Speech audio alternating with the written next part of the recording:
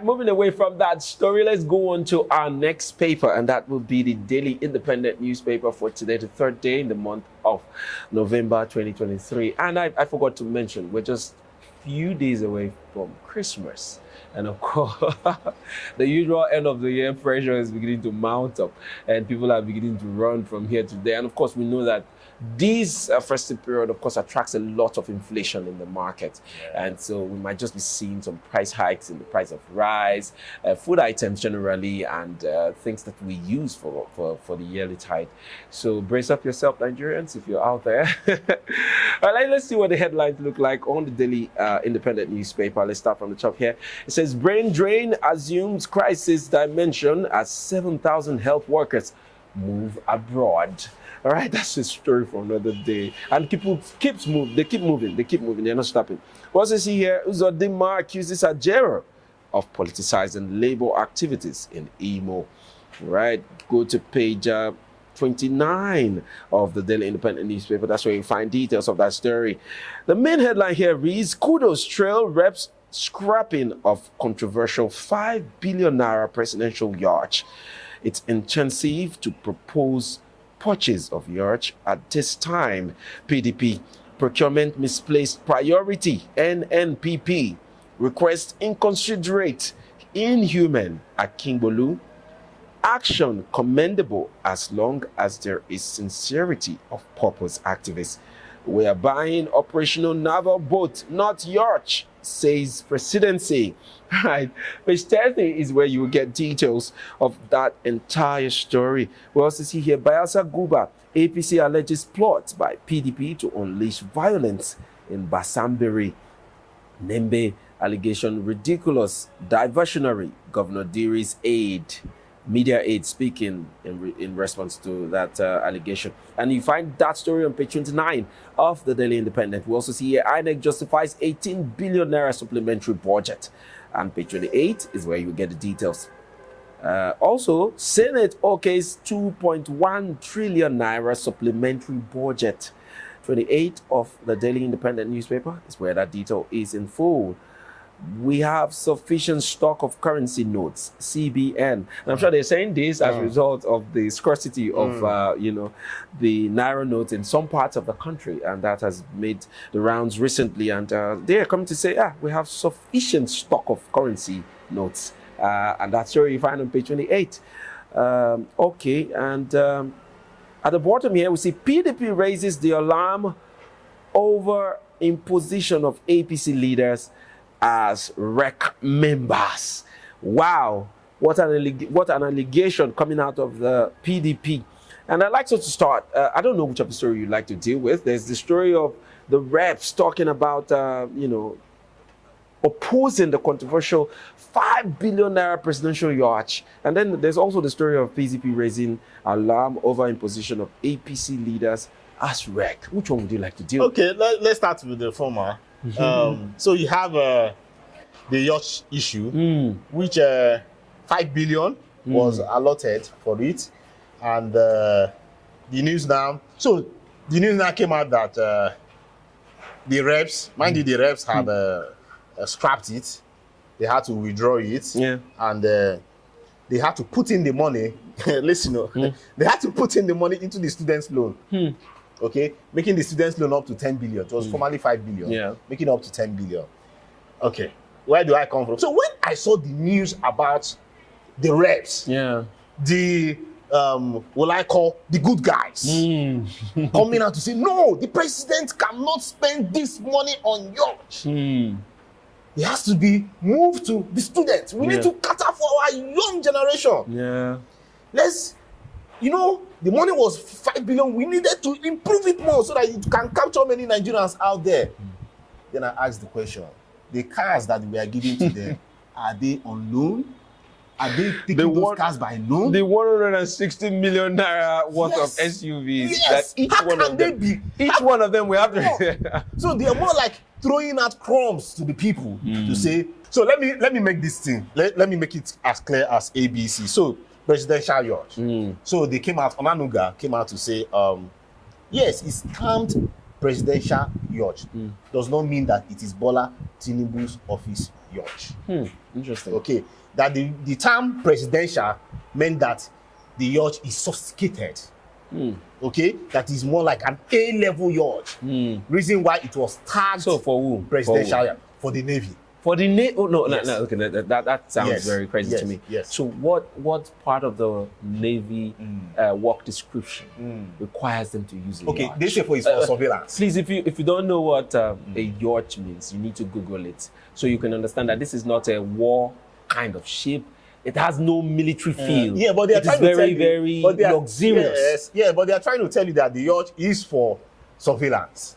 I don't understand. So Yeah. the work description of the Navy has a part where they use yacht, to survey where. I don't understand how this. But then there is also this news. I've not seen the pictures or the footages when the Prince of Wales, that's Prince Williams, Yeah. came to Nigeria, that he was being hosted in the yacht, and they also tried to relate the Queen of England having a yacht back then. But then, even the Queen of England the English government or the United Kingdom government had to dispose the yacht because of maintenance, because of cost of, yes, that's right, because of the high cost of maintenance. So imagine those people out there, not a third world economy, not a country with over 100 million persons in poverty, have to reduce the cost of maintaining something of that nature. Then Nigeria, as poor as we are, we now want to have such thing because, okay, we'll use it to entertain our A-class guests. So now, question is, how many A-class guests visits Nigeria? I mean, the Prince of England, the King, visited Kenya recently. Do you see any chance of him visiting Nigeria? Who is you even ask the question, who is the most influential person that came to Nigeria last 5 years? Oh no, nobody. I think it's although recently the Chancellor, the German Chancellor visited. He visited. Okay, and they started talking about. Oh come on, Nigeria is. Oh come on. See, okay, you heard what happened. Yeah. He was being still the issue of wastages, still the issue of trying to show that we have something. You are poor. I'm coming. He came and you used the European cars. I'm sure a Mercedes was brought out, okay, to carry him. Why you have the likes of Nob and Innocent? Why can't you come out with what you have and tell them, okay, let them see. Who knows, there might be a partnership, okay? And things will start flowing from there. But then, we're still in Nigeria. This looks like the fake life thing that is trending on social media. It's like even our government is willing to live the fake life. Trying to fake it until we make it. And that's very unfortunate for an economy as in a mess as that of Nigeria. We don't need to live fake life. We need to begin to find ways of getting out of it. Then secondly, you talked about the regs. The regs. Oh man. So what happened? So out of 10 regs that were appointed, the Senate what they call it? Thumbed on, approved the appointment. Yes, approved the appointment. And out of the 10, 2 out of the 10 have issues. What are the issues? Because it is rumored. See, will I use the word rumored? Some of them is up there in social media. We are seeing them that they are still members of political parties. One from Akwa Ibom, Ete Kamba, and Isa Shaka. Isa Shaka is from Edo State. Now, particularly the one from Akwa Ibom, that one, I'm like, who appointed this man? Reason? Because he even moved from PDP in 2018 to APC. PDP to APC in 2018. He was once chief of staff to the current Senate president, that's Akpabio. Okay, he was an aide, aside being a chief of staff, he was even an aide to him.